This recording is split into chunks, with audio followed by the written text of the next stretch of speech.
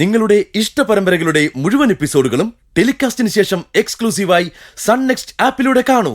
Indian ഉപഭോക്താക്കൾക്ക് മാത്രം സൗജന്യം. എങ്ങനെയെങ്കിലും ഇതിൽ നിന്ന് രക്ഷപ്പെടണം. നിനക്കിവിടെ സുഖമാണോ എന്ന് ചോദിക്കുന്നില്ല, അത് നിന്നെ കാണുമ്പോഴേ അറിയാം. എനിക്കൊരു കുഴപ്പമില്ല. പിന്നെ എൻ്റെ ഒപ്പം ഡെക്കോറേറ്ററും സെല്ലുണ്ട്. ഞാൻ മനസ്സിലാക്കിയിടത്തോളം അവരുടെ അവസ്ഥ വളരെ ദയനീയമാണ്. അതെനിക്കറിയാം.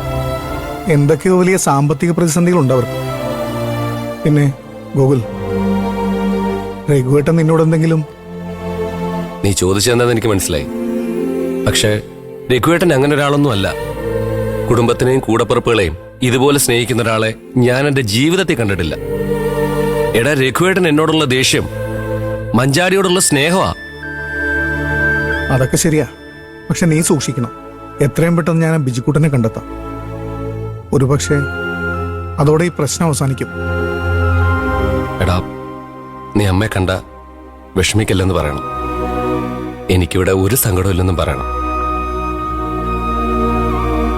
ശരിയടാ, ഞാൻ ഇടയ്ക്ക് വരാം.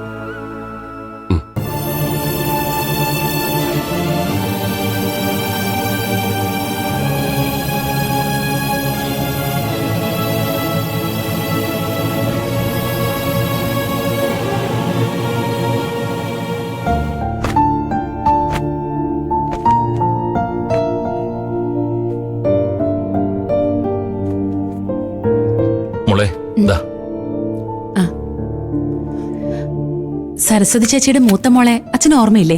ബീന. അച്ഛൻ പഠിപ്പിച്ചിട്ടുണ്ട്. എനിക്കറിയാം. പഠിത്തത്തിന്റെ കാര്യത്തിൽ അത്ര മുൻപന്തിലൊന്നും ആയിരുന്നില്ലെങ്കിലും ബീന നല്ല കാര്യപ്രാപ്തിയുള്ള കുട്ടിയായിരുന്നു. ഇപ്പോഴും അവള് തന്നെ ആ കുടുംബം നോക്കുന്നത്. അത് സരസ്വ എന്നെ കാണുമ്പോ ഒക്കെ പറയാറുണ്ട്. പിന്നെ ബീനയുടെ ഹസ്ബൻഡ് ആണെങ്കിലും നല്ലൊരു വ്യക്തിയാ. അടുത്ത തവണ അയാൾ ഗൾഫിൽ നിന്ന് വന്ന് തിരിച്ചു പോകുമ്പോ ബീനയും മോനെയൊക്കെ അയാൾ കൊണ്ടുപോകുന്ന പറയുന്നത് കേട്ടത്. ആ അതെ അച്ഛാ. ബീന ചേച്ചി ഇന്ന് ഡ്രസ്സ് വാങ്ങിക്കാൻ വന്നപ്പോ എന്നോടെല്ലാം പറഞ്ഞു.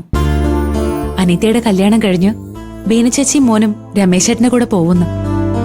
അവർക്കുള്ള വിസ കൂടെ ശരിയാക്കിയിട്ടത്രേ പുള്ളിക്കാരൻ വരുന്നത്. നന്നായി, നല്ല കാര്യം. ബീനയുടെ കഷ്ടപ്പാടിന് ഒരു ഫലം ഉണ്ടായല്ലോ. അല്ല, അവരിവിടെ എന്തൊരു സ്ഥാപനം നടത്തിയിരുന്നല്ലോ. അതിപ്പോ ആര് നോക്കും? അനിത്യയാണെങ്കിലും കല്യാണം കഴിഞ്ഞ് പോവല്ലേ. സ്ത്രീകളുടെ കൂട്ടായ്മയായതുകൊണ്ട് ബാക്കിയുള്ള സ്ത്രീകളൊക്കെ ചേർന്ന് നടത്തുമായിരിക്കും. അതേക്കുറിച്ച് പറയാനാ അച്ഛാ, അനു ഈ സംസാരം തന്നെ തുടങ്ങി വെച്ചത്.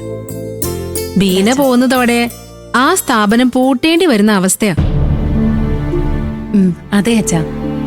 അതിലെ സ്റ്റാഫ് ചില തിരിമറികളൊക്കെ നടത്തിയതിന്റെ പേരില് ബീന ചേച്ചി അവരെ കുറച്ചുനാൾ മുമ്പ് പിരിച്ചുവിട്ടായിരുന്നു. വീണ്ടും അവരെ വിളിച്ച് ഏൽപ്പിച്ച ആ സ്ഥാപനം അവരെ നശിപ്പിക്കുമെന്നാ ബീന ചേച്ചി പറയുന്നത്. എന്താ ചെയ്യാ? ഒരാള് ചോര നീരാക്കി ഉണ്ടാക്കിയ പ്രസ്ഥാനം തകർക്കാൻ ചിലർക്ക് നിമിഷങ്ങൾ മതി. ബീനയ്ക്കത് വിശ്വാസമുള്ള ആരെങ്കിലും ഏൽപ്പിച്ചിട്ട് പോകാനും കഴിയില്ലേ? അങ്ങനെ ഒരാളെ അന്വേഷിച്ച് നടക്കുമ്പോഴാച്ചാ ബീന ചേച്ചി ഇവിടെ വന്ന് അനു ചേച്ചിയെ കണ്ടത്. ആ സ്ഥാപനം എന്നോട് ഏറ്റെടുക്കാൻ പറ്റുമെന്ന് അവർ ചോദിച്ചു വച്ചാ. ഞാനും അമ്പിളിച്ചേച്ചിയും ചീരുമൊക്കെ ഇവിടെ ഉണ്ടല്ലോ.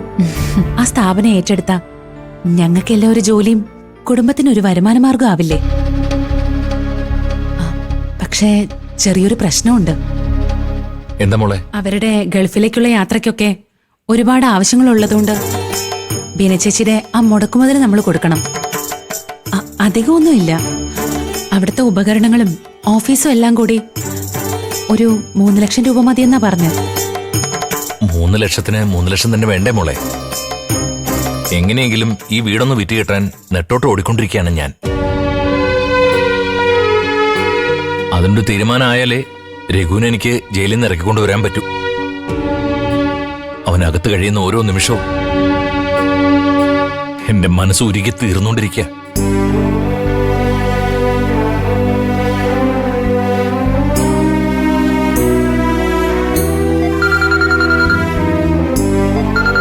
ദാസാണല്ലോ. എന്താ ദാസേ? അണ്ണാ, വീടിന്റെ കാര്യത്തില് തീരുമാനമൊന്നും ആയില്ലല്ലോ. ഇല്ല, ചിലരൊക്കെ വന്ന് നോക്കാന്ന് പറഞ്ഞിട്ടുണ്ട്. 2 ദിവസം കൂടി വെയിറ്റ് ചെയ്യാം. ഇല്ലെങ്കിൽ വല്ല ബ്രോക്കർമാരെ ഏൽപ്പിക്കോ പരസ്യം കൊടുക്കുകയോ ചെയ്യാം. ഏയ് അതൊന്നും വേണ്ടിവരില്ല അണ്ണ. നമ്മുടെ വിജയൻ ഒരു പാർട്ടിയും കൊണ്ട് വീട് കാണാൻ വരും. നല്ല പാർട്ടിയാ. അണ്ണൻ ഒന്നും അറിയണ്ട. നമ്മൾ അന്ന് തീരുമാനിച്ച വിലക്ക് തന്നെ വിജയൻ കച്ചവടമാക്കി തരും. ദാസ് ഏൽപ്പിച്ചതാണോ വിജയനെ? അതെ, അത് അവൻ കമ്മീഷന് വേണ്ടിയൊന്നല്ല, നമ്മളോടൊക്കെ ഉള്ള സ്നേഹത്തിന്റെ ബഹുമാനത്തിനും പേര് ചെയ്യുന്നതാണ്. പിന്നെ എല്ലാം കഴിഞ്ഞ് നമ്മൾ എന്തെങ്കിലും കൊടുത്താ വാങ്ങും, അത്രേ ഉള്ളൂ. അത് കുഴപ്പമില്ല ദാസ്. കാര്യം നടന്നാൽ നമുക്ക് അവനെ മാന്യമായിട്ട് തന്നെ കണ്ടേക്കാം. അണ്ണാ എല്ലാം നടക്കും. അണ്ണൻ ധൈര്യമായിട്ടേക്ക്. ഞാൻ അണ്ണനെ വിളിച്ചോളാം. ഓക്കെ? ആ എന്നാ ശരി. ഓക്കെ.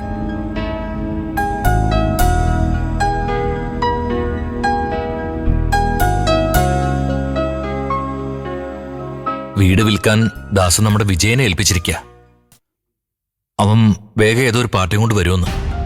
അത് ഈ വിജയം പണ്ട് ഇന്ദ്രേട്ടന്റെ കടയിലുണ്ടായിരുന്നല്ലേ ചേച്ചി? അയാൾ ഇന്ദ്രേട്ടന്റെ അമ്മ അനിയത്തെയും പണം വാങ്ങി പറ്റിച്ചു എന്നൊക്കെ കേട്ടിരുന്നല്ലോ. ഏയ്, വിജയേട്ടൻ അവരെ പറ്റിച്ചിട്ടൊന്നുമില്ല. അവര് പലിശ മോഹിച്ചു കൊടുത്തതല്ലേ. അത് പെട്ടെന്ന് തിരിച്ചു ചോദിച്ചാ എങ്ങനെ കൊടുക്കാനാ? പിന്നീട് വിജയേട്ടൻ അതെല്ലാം തിരിച്ചു കൊടുക്കുകയും ചെയ്തു. അതെ, അങ്ങനെയാണല്ലോ ഞാൻ വീട് പണയപ്പെടുത്തി നൽകിയ പണം ഇന്ദ്രൻ എനിക്ക് തിരിച്ചു തന്നത്. അച്ഛൻ ഇത്രയൊക്കെ ചെയ്തിട്ടാ ഇന്ദ്രന്റെ കുടുംബത്തിനും ഇപ്പൊ അച്ഛനെ വേണ്ടാത്തത്. ഇതൊന്നും ദൈവം കാണുന്നില്ലല്ലോ. കഴിഞ്ഞതൊക്കെ മറന്നു കളാൻ പിള്ളി. ദാസ് വിളിച്ചപ്പോ എനിക്ക് കുറച്ചൊരു ആശ്വാസം തോന്നുന്നുണ്ട്. ഇത് നടക്കുമെന്നൊരു പ്രതീക്ഷ. അങ്ങനെയാണെങ്കിൽ നീ പറഞ്ഞ കാര്യം നമുക്ക് നടത്താനോ? ആരുടെ മുന്നിലും മുട്ടുമടക്കാതെ എന്റെ മക്കൾ ജോലി ചെയ്ത് ജീവിക്കുന്ന കാണുന്നതിലുണ്ടൊരു അന്തസ്. വാ, ഇതുപോലെ എന്നും നിങ്ങളെ ചേർത്ത് പിടിക്കാൻ കഴിയുന്നതാ അച്ഛന്റെ സൗഭാഗ്യം.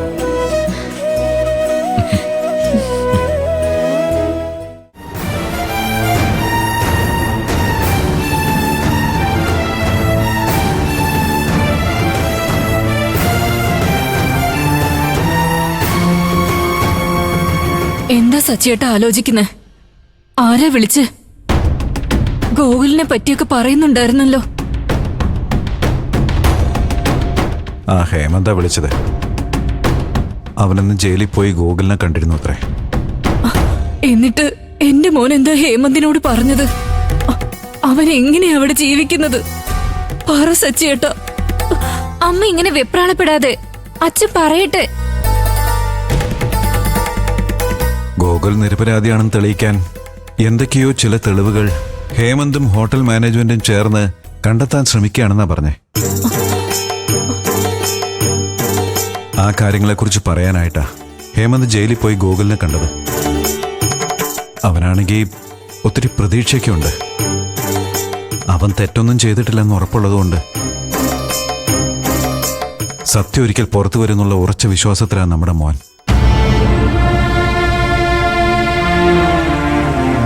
പിന്നെ ജയിലിലെ ജീവിതത്തെക്കുറിച്ച് ചോദിക്കുന്നതിലും പറയുന്നതിലും ഒന്നും ഒരർത്ഥമില്ല സഹോദരി.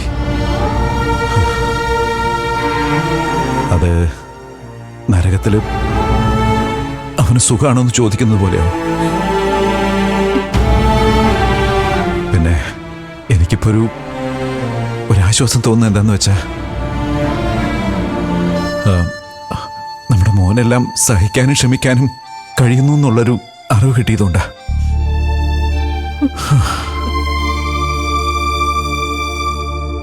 ഗോകുൽ ഹേമന്തിനോട് പറഞ്ഞെന്താണെന്നറിയോ? അവനെ ജയിലിലാക്കിയ മഞ്ചാടിയുടെ കുടുംബത്തെ സഹായിക്കാൻ എന്നോട് പറയണമെന്ന്.